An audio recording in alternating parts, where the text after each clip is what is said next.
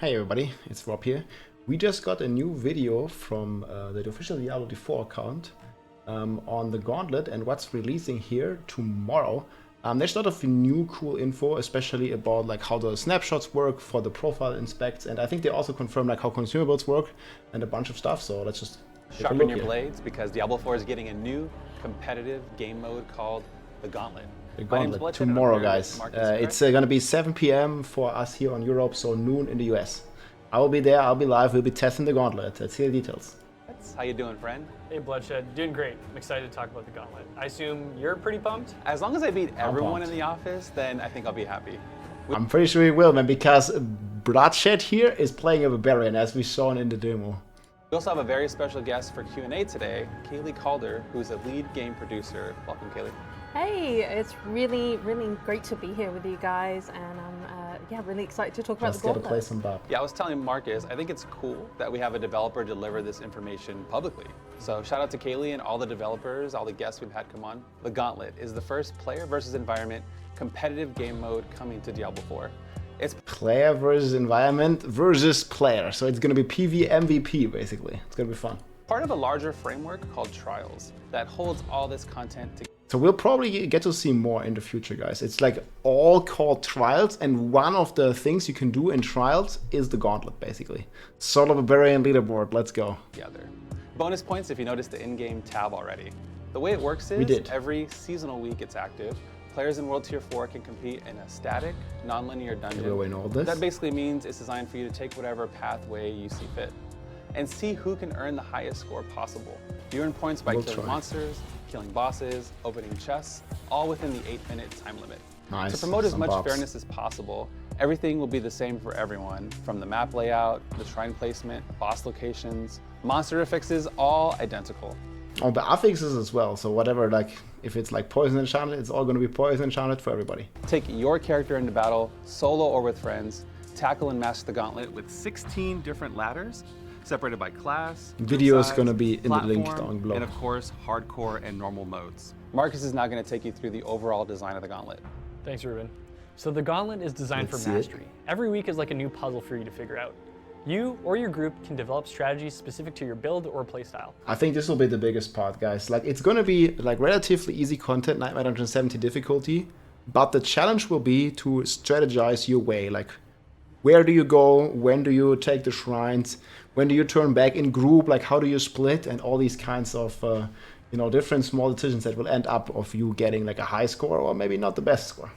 It'll be interesting. Since the dungeon is non-linear, you will need to decide the best route to take. You're also going to have to figure out the best time to loot chests or to pop pillars. Speaking of pillars, we are adding 2 unique versions to the Gauntlet. The first one, and will they benefit by shrine buff duration? That's the big question. We're adding is called the Pillar of Glory. This pillar gives you a score multiplier for the duration of the effect. It's best used when there's lots of monster density to gain the highest score possible, since monster kills grant points.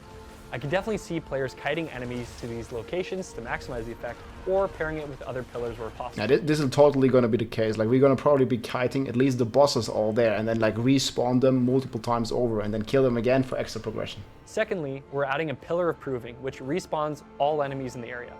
This one is very fun, and hey, who doesn't love more monsters to kill? Hell yeah. These kinds of tools in the Gauntlet allow for some creative ways to score points, which could be different from what other players are doing, strategic again, helping to set yourself apart from the competition. And if that wasn't enough for you, in the Gauntlet, bosses spawn shrines when they die. We're now entering a Shrineception. You're going to need to bring shrine buff duration, my friends. He said it. Shrineception. It's going to be lit. a barb on your squad. If you get too deep in the Gauntlet, you might need a kick. All these additions really incentivize us to think strategically when approaching each weekly Gauntlet map. It'll be fun. Bloodshed is now going to walk you through how the leaderboards work. Take it away. Once you complete your first run of the Gauntlet, you'll be placed in a named rank. We're calling them seals. As you attain higher scores, you will gain better seals. Each will have predetermined score thresholds, so you could actually technically skip right to the final seal if you're a beast. Going to the worthy. Man, there's no coincidence. This is a Bob thing. Look at this. So you could actually Barbarian technically skip right to the final seal if you're a beast. The seals are Blooded, Steadfast, Iron-Willed, and Worthy. The top 1,000 players will be displayed on the leaderboard, and each Tuesday the leaderboard will reset, and depending on your named rank, you will earn an emblem. Yeah, it's always 1 week from Tuesday to Tuesday, guys. And some loot caches. The gear level you receive scales depending on your skill rank, so worthy players should be getting 925 level items. These ranks will serve as a bearing for how well you're doing. Remember, the leaderboard only houses the top 1,000 players for that particular ladder. So climbing through the seals is a nice way to indicate where you are in your journey. In addition, the top 10 players each week for every ladder are going to be immortalized forever in the Hall of the Ancients. Yes. So top 10, is this each separate leaderboard? So only the top 10. That's actually some new information we didn't notice yet. So if you are a top 10 at the end of the week, guys, you will get to this Hall of the Ancients, where you can see all the past ranks. You will not be able to tell if you were like, I don't know, rank 90 or something. It won't show like, you know, after the week is over. It only shows the top 10. So it's going to be some pretty high competitive spots, I guess. We'll see. But these guys are in the 300,000 score. I'm pretty sure we'll hit like 1 million plus in the end. For every ladder are going. And we have actually some sort of way what this means. We will know that the Barbarian reached 300,000 score in what they showcased. But yeah, there's a couple rogues here at like 275. It's pretty good. Going to be immortalized forever in the Hall of the Ancients. Yeah. Oh, Druids. Druids got to 300k. Look at this. For every ladder at least in this. To be immortalized forever in the Hall of. But this is like on the test server stuff. Well, it looks pretty good though. The Ancients. Yes, you'll be able to go back years later and show your children just how much of a badass. I think in the group you're gonna get like 1 million points pretty easy if you can do like efficient splits and stuff. You were. All right, Marcus, what questions do we have for Kaylee? So for Q&A, we try to think of questions the community might have, or sometimes we just want to see how developers approach certain mechanics. So Kaylee, shrines only spawn when a boss is killed, right? When you're exploring the Gauntlet, you're only going to come across pillars. So for the shrines that spawn when a boss is killed, do those change at all? So when you're killing one of the bosses in the Gauntlet, they are always going to drop the same shrine every single time. So you can kind of rely on that every time you run through the Gauntlet. And that shrine is going to be one of the ones you could run into in the world. So you're going to have some variety there too. Okay, so you can also get a conduit shrine, which is gonna be a nerf to a lot of characters, especially sorceresses. But if you're getting like a channeling shrine, for example, on your Sorc, and then you know that this one boss has a channeling shrine, you can basically kill the boss, get the channeling shrine, make a full round, click the resurrection shrine, go back to the boss, because he's gonna be revived, right? And then kill him again and get another channeling shrine right after the like 50 seconds or whenever it runs out. And yeah, that's gonna be very strategically, like if you have a channeling or artillery shrine, it might completely change the routes again on specific bosses and stuff. So very interesting. I have a question. When people are placed on the leaderboard, can we see what build they're running at the time of completion? So you will get a shortcut to the player's profile, which will show you the build they currently have. So this is just the inspect profile function. We do not have a snapshot of their winning build. So you this is a bit of an L, I think. Like you do not see what the top player played at the time that he completed the rank. You guys know when you're coming from Diablo 3, you can inspect the profile, but you can also inspect the build that he did on leaderboards. And you can't do this in Diablo 4. And you won't be able to do this. So nobody will actually know, if you're making it a secret, what the rank 1 player actually played. You will only see, if he has his profile not set to private, you will only see the current build he's running, which may or may not be the Gauntlet build. I also remember lots of players were kind of like misleading players into thinking they would play a separate setup or something. Like how it's going to be for me personally, I'm going to stream probably every hour that I do the Gauntlet anyways, and you will all see it on stream and we'll make guides for it. But I'm pretty sure there's going to be a lot of players sort of, you know, like hiding their setups and their routes and their builds that they are going to play. Just it's natural because they want to get a competitive edge, right? But I think sharing is caring, so I'm definitely planning on sharing all of this stuff, also our group routes, but we'll see. That they had at the time.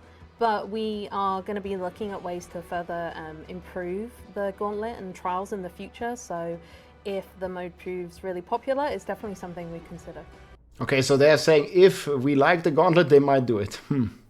I don't know. I think it should have been there from the start. Like this function is going to be needed like long term anyways, whenever we have any kind of competitive modes. Maybe if AOZ comes back or something, right? It is always good to have more information in the hands of the player so they can look at what other people on leaderboards or in general are doing. I think it's just a win to have it, so I don't really know why this is like their take. Like only if it's popular we might look into it. I think they should look into it right away. Nice. So Kaylee, do you have any tips and tricks for new players trying out the Gauntlet? I know you unlock it once you hit World Tier 4, but is it really something only level 100 players should be attempting? So yeah, if you're below level 100, you are certainly welcome to give it a go, take a stab of it, throw down the proverbial gauntlet, as they say. It's definitely going to be more of a challenge. It is definitely built with mastery. You want to be level 100. You want to be a bit prepared. Level 100 space. Makes sense. For newer players, you are going to want to have a build that you both enjoy playing and you have a good understanding of. And you know, you should have plenty of time to do that. Hold up like this guy. Up. And then it's all about... What is he playing on the bar here? Double shots, man, can never miss. He's playing lunging strike, smash, charge, and Wrath the Berserk. It's not so bad. I'm not sure, like, he always has lunging strike. Bringing that curiosity, figuring out the puzzle that each gauntlet kind of provides in which path you're going to take, how you're going to kill as many monsters as you can to maximize those points, open chests at the right time, all that kind of thing. I personally think it's going to be really fun to tackle this as a newer player with friends in a party. So you can help each other with your builds and I think what's going to be cool. Party play, more strategy. Really help you hit those I will do both. I'll start solo and then do party play. I love it. To my knowledge, we can use consumables inside the Gauntlet, but can I just swap my skills around, swap my... Okay, so he says we can use consumables. So those Chores of War, Soothing Spices, Song of the Mountain, elixirs, crit elixirs, resource elixirs, maybe even evade cooldown elixirs, they will all be very useful. I'm probably going to go up in price as people will be using this to gain even like any advantage that they can get. Like 40 all stats is pretty big. Gear around when I'm inside? So stack up on some of those. You're not going to be able to swap your gear or skills once you go in, so you're going to want to make sure you're fully prepared before you kind of enter. You can use consumables, so you can kind of... We have said you can use consumables. Okay, they just said it now. So definitely 100% confirmed we can use consumables. We still don't know if Shrine Buff Duration works, but consumables, yes. Maximize your build on the fly as you're playing through. And again, this is one of those things that we'll look at making improvements to or changes to as the Gauntlet is live and everybody's enjoying it. I'm definitely ready for the Gauntlet, so big shout out to Kaylee for joining us and providing more perspective. Well, that seals it for today. See y'all in Sanctuary. Okay, looking forward to it, guys. So consumables will work. We still don't know exactly like what the Shrine Buff Duration is going to do to these pillars. But yeah, these are pretty insane, especially the Pillar of Glory. When used, monster density is high. You get a score multiplier. We will see how much that score multiplier will be. But if Shrine Buff Duration works with this, well, they call it pillar, we don't know. But whenever they click it, you can see it here. Whenever they click it, let me remove this. Like, here it is. Those grant points. You look at the buff bar, it's not there. When he clicks it, he gets the shrine icon. So there is a good chance that it's going to work with Shrine Buff Duration. We'll see. If it does work with Shrine Buff Duration, it's definitely going to be the meta. But yeah, I'm looking forward for the Gauntlet here. It's coming out tomorrow, guys. I'll be live on Twitch. We're going in with our Hota charge bar. Video for that is coming tomorrow. I hope you guys enjoyed. And yeah, stay tuned for the Gauntlet tomorrow. Best of luck, and I'll see you then. Take care, my friends. GG. If you liked this video, make sure to subscribe, leave a like or a comment. I'm also live on Twitch almost every day, so come and say hi.